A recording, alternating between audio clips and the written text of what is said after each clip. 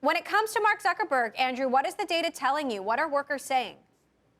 It wasn't that long ago when Mark Zuckerberg was named #1 on this list of top CEOs from Glassdoor. That was 2013. He subsequently dropped into the 50s. And for the first time ever, he's dropped completely off the list this year.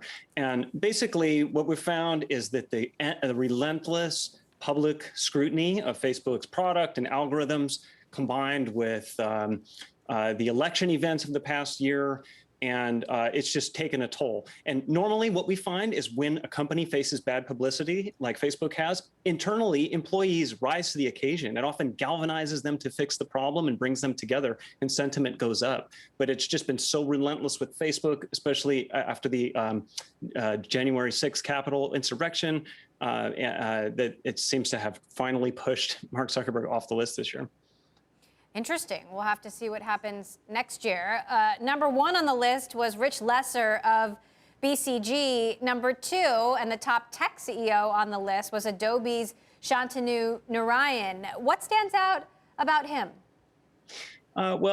So both Rich Lesser from Boston Consulting Group and Adobe, they have 99% approval ratings. Employees love them.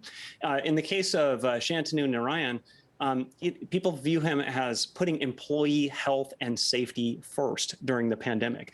Also, it's worth noting, a bunch of the tech companies that made the list this year, they are platforms like Slack, Adobe, Zoom, that have become essential during the work from home environment. And so I think that that has played a role as Shantanu Narayan has really stepped out front and led the way, turning their product into like an essential thing that's kept teams remotely working, not just another product. Microsoft Satya Nadella, #6, not bad. Tim Cook, #32. He's the only CEO to be on the list for all 8 years. Talk to us about what's important here, what workers are telling you in the data as these companies like Microsoft, like Apple, like Adobe decide their return to work plans, and workers are going through another major transition.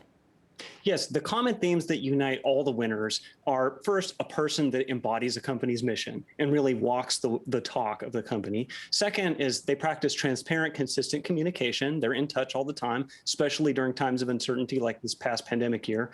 And third, they're accessible and visible, as are their senior leaders. However, there's a fourth factor that really popped up this year, which was trust. Many people mentioned trust in these reviews of CEOs, and the CEOs putting employees first when they figured out how to navigate a recession and recovery. So I think that those are important lessons that we can learn from many of the leaders.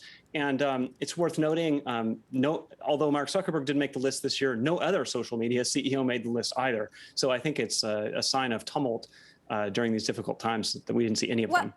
Well, and I should point out that Mark Zuckerberg still has an above-average approval rating. Based on your numbers, 88% approval. Yes. Average is 73%. But I wonder what somebody like Mark Zuckerberg or any of these leaders could take away from your findings here.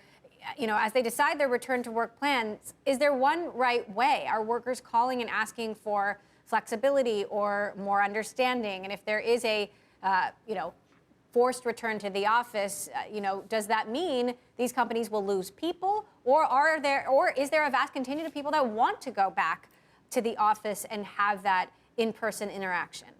These leaders we name are the best of the best, according to employees. So these 100 leaders really are the ones to watch if you're trying to figure out what the post-COVID workplace is going to look like. Our research shows people generally want flexibility, no question. It's just an issue of how much flexibility is compatible with making sure teams work together and still get their jobs done. One interesting finding is that many of the CEOs we named on this top award are not in New York and San Francisco or Chicago. They are spread out. There were 7 CEOs in Texas, 4 in Wisconsin, 3 in Florida, 3 in Utah. So if those CEOs lead the way by locating outside of the big metro areas, it may be a sign of the times that more flexibility, more work from home and remote work might be here to stay.